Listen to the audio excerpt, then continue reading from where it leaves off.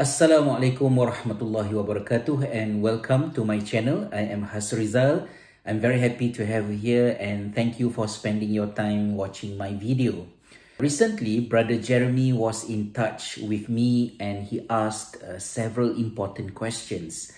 I think my response to those questions might be something useful, not just for him, for you, or even for your loved ones. So these are some of the questions he asked. Number one, what are the visible struggle or problem that Ustaz think the Muslim youth in this century face?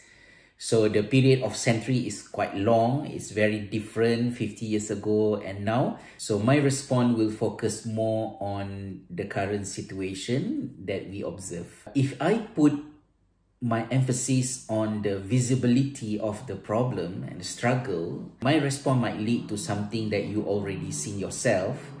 We know how challenging it is regarding the excessive hedonism, distractions from social media that make many of us busy with something that might not be important in our life, and also a higher purchase power among youth that might easily lead many of them into substance abuse like drinking alcohol, smoking, vaping, weed, and many other types of drugs. So as a father of teenage kids, this is what worry me on daily basis, and it's not exclusive only to Muslim youth, but it's challenge globally to all youth who live today. But if the visibility of the problem can be ignored, then I might suggest some other more systemic and more worrying actually. This is regarding the way we construct our understanding about reality. We know youth age is very important. It is when we construct our worldview, our knowledge, and also our value. In the era of internet, in the era of democratization of knowledge and information, which make everything we can know is available at the tip of our finger, our constructed knowledge became disorganized. We lost the big picture of a lot of things. Consuming 1 minute video from TikTok, or 3 minutes video from YouTube, or even 10 minutes talk from TED Talks, they are all very good. But if we stop there and it does not lead us to reading and investigating more in depth into the topic, then our understanding can be disconnected from the body of knowledge. It became very fragmented. So we lost the big picture of a lot of things. For example, we know the controversial issue regarding the age of Aisha radiallahu anha, when Prophet Muhammad, peace be upon him, married her. It was very controversial. But then we came across 5 paragraphs article or 3 to 5 minutes video clip discussing about this issue, suggesting that Aisha was not 9 years old. She was much older, perhaps almost at the similar age of Fatimah radiallahu anha. And this can be something really fascinating. But behind the 5 paragraph of article or 5 minutes video clip, there is a broader field of knowledge involved. The different methodology that been used by muhaddisin, mu'arrikhin, akhbariyin, ahlus sirah, the different schools among scholars in evaluating the reliability of narrators. So these are complex issues. This process might not be as interesting as the subject or the issue itself. It requires perseverance and very time consuming, and without having the big picture of the knowledge, it might lead us to Dunning-Kruger effect. You know, when we know something, we think we know more than what we actually do. And it is not exclusive only for religious knowledge. It happens to almost everything. When you have a portion of knowledge and you think that it's already represent the big picture of something, it can become dangerous. You know, one case, 2 cases, isolated ones might not be a problem. But when it became a consistent pattern, and that is how we constructed our knowledge, then it's really something worrying. The second questions Brother Jeremy asked me, based on that problem, referring to the first question, what do I think is the best approach for Muslim youth to handle it? This is a very good question because after stating the problem, we quickly move into finding solution or even ways to prevent it or to minimize it. I think we should go back to the foundation of who we are. We are human being, and what makes human is our ability to think and learn. When Allah subhanahu wa ta'ala appointed Adam alayhi salam to become the Khalifa on earth, the angels asked Allah why Adam was chosen, considering the risk of corruption and bloodshed. Allah did not deny the risk of Adam and his descendants, but Allah diverted our attention to the prospect of Adam that was not known to the angels at that time.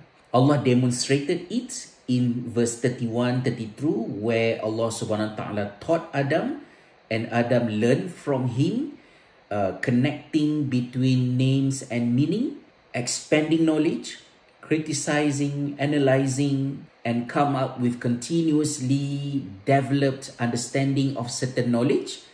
This is something unique to Adam a.s.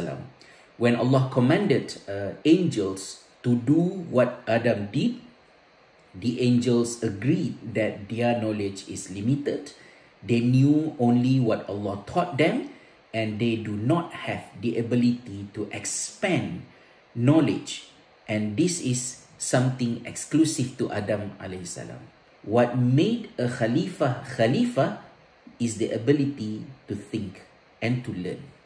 And the risk of corruption and bloodshed can be minimized when we as human beings, as the descendants of Adam alayhi salam, are always in the mood of learning and having a good thinking to solve problems and challenges in our life. So my advice to Muslim youth today, take your time to learn, enhance your thinking to reach the level of maturity, avoid the trend of wanting to come forward to talk and become somebody too soon. Enjoy the 20s. This might be your very opportunity to read and learn. Similar opportunity might not easily come later in your life. Another question that Brother Jeremy asked me, what can Muslim youth do with each other to develop and become better Khalifa on earth? So we mentioned earlier that being a Khalifa means that we live a purposeful life, and we were given the tools to do so. Our ability to learn and think go hybrid in your way of socialization, meaning that make use of the digital opportunities. You are very highly connected nowadays, but at the same time, go and meet people face to face, mingle around, talk with people, talk about what you learn, talk about what you read, explore the way each of you see the reality and see what you can actually do about it. And this does not mean that you should stop having fun. Have fun, bring more adrenaline and being more physical, because all these are important. It leads to a better mental health, your well-being, and this will become one of the most important enablers for your lifelong journey. If a Muslim youth is struggling with istiqamah, being perseverant, what are the things they need to get straight first and how they can maintain the motivation? Allah subhanahu wa ta'ala does not leave us with no guidance in istiqamah. In Surah Hud, Allah subhanahu wa ta'ala gave us some pillars of istiqamah. It began with what Allah subhanahu wa ta'ala said, A'udzubillahi minasyaitonirrajim. وَلَا تَرْكَنُوا إِلَى الَّذِينَ ظَلَمُوا فَتَمَسَّكُمُ النَّارُ. Do not submit yourself to the oppressors, to the wrongdoers, or the hellfire will catch you. It's not that you will go to the hellfire, but the hellfire will catch you. And then the second one is وَلَا تَطْغَوْا. Do not transgress. Do not overdo. Al-Imam Hassan al-Basri said that the religion is being built between the two don'ts. جُعِلَ الدِّينُ بَيْنَ لَائَيْنِ. This religion stands between the two don'ts. Do not submit yourself to the oppressors or incline yourself to the oppressors, And the second one is do not transgress. Do not become radical, aggressive, and overdo things. And it followed by Allah subhanahu wa ta'ala mentioned about taking care of your salat, your connection with Allah subhanahu wa ta'ala. And the fourth one is to have the quality of sabar, the patience. So finding balance between standing firm with your integrity and what you believe, but at the same time do not transgress, do not become radical. Find the balance between the two. And learning sciences are telling us that motivation can come intrinsically from having personal objective and you own the objective. So you need to live a purposeful life. You need to have an objective. What do you actually want to do in this life? And in order to answer this question, it will explore your worldview, because it is not about career, it is not about your field of study, it's about you seeing yourself as who you are and how you connect yourself with your own creator and to make sense with the reality you are living in. The last question Brother Jeremy asked me, if a Muslim youth was once a pious and a practicing Muslim, but down the road he went astray, what advice can we give to them to reroute themselves into the straight path? I'm sure in terms of guideline from the revelation, from the religion, from wahyu, from the knowledge of Islam, we know that humans are by their nature inclined towards both right and wrong. And making mistake is part of us being human. The best wrongdoers are those who repent. That is what the Prophet ﷺ said, Khairul khata'in at-tawabun. But as a form of minimizing the magnitude of the mistake to happen, my sincere advice, never ever lose your sincerity, honesty, avoid ego and arrogant. And all those things are very internal. On the external part, my advice is never ever choose the path that cut your ties with your parents. For example, maybe if you are a girl from wearing a tudung and suddenly you decided you don't want to wear the tudung anymore, I am not saying that it's okay and just do it, because anything that Allah subhanahu wa ta'ala command us to do, then we should put our whole effort to do it. That is the whole thing of being a Muslim. But yeah, as you ask, when someone chose the wrong path, clubbing, drinking, or even as serious as committing zina, fornication, missing prayers, or na'uzubillah, abandon the prayer totally altogether. If all these mistakes happen, your pathway to return remain open, widely open, with the blessings from Allah. But if those mistakes involve ego, belittling others, and hurting the two most important persons in your life these are the only two persons that can love you unconditionally, and those are your own parents, then the islah, the repair, to redo is going to be much harder. In a nutshell, my advice is stay humble and truthful and honest. La yadkhulul jannah man kana fi qalbihi dharratun min al-kibr. No one, any of you, will enter the Jannah if in his or her heart there is even one small tiny bit of ego, because we as human beings, we do not entitle to have that as part of our character. I pray to Allah subhanahu wa ta'ala to guide me and to guide you, my brothers, my sisters, or actually my children, so that Allah will guide us and protect us from all these challenges. And it's very difficult.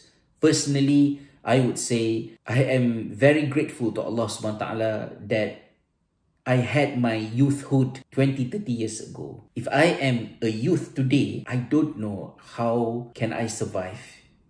It's a very challenging period of time. So please take good care of yourself, inshallah. And we'll see you again in the next video. Assalamualaikum warahmatullahi wabarakatuh.